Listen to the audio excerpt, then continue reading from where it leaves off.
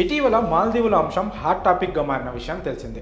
భారత ప్రధాని నరేంద్ర మోదీ లక్షద్వీప్ పర్యటన అనంతరం చోటు చేసుకున్న పరిణామాలతో మాల్దీవులు ఒక్కసారిగా వార్తల్లోకి వచ్చాయి. ప్రధాని మోదీ లక్షద్వీప్లో పర్యటించి అక్కడి బీచ్ అందాలను, సముద్రం వద్ద దిగిన ఫోటోలను సోషల్ మీడియాలో పోస్ట్ చేయడంతో వైరల్గా మారాయి.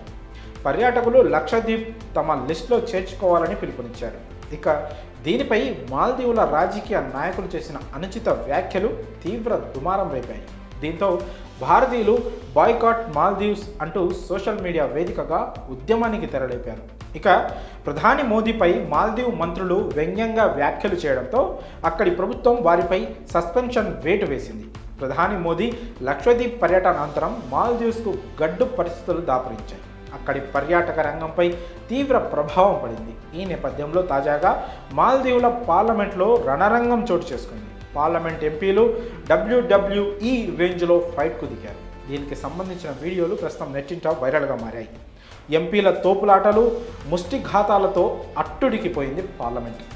మొహమ్మద్ ముయిజ్జు నేతృత్వంలోని ప్రభుత్వం తీసుకున్న ఓ తీర్మానంపై ఓటింగ్ సమయంలో తీవ్ర ఉద్రిక్తత నెలకొంది. ఎంపీలు బాహాబాహీకి దిగారు.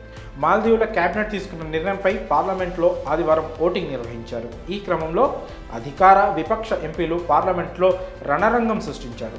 అధికారంలో భాగస్వాములైన People's National Congress, Progressive Party of మాల్దీవులు ఎంపీలు, విపక్ష మాల్దీవన్ డెమోక్రటిక్ పార్టీ ఎంపీల మధ్య ఏర్పడిన వివాదం ఈ ఘర్షణకు దారితీసింది. ఎంపీలు ఒకరినొకరు పొట్టు కొట్టుకున్నారు.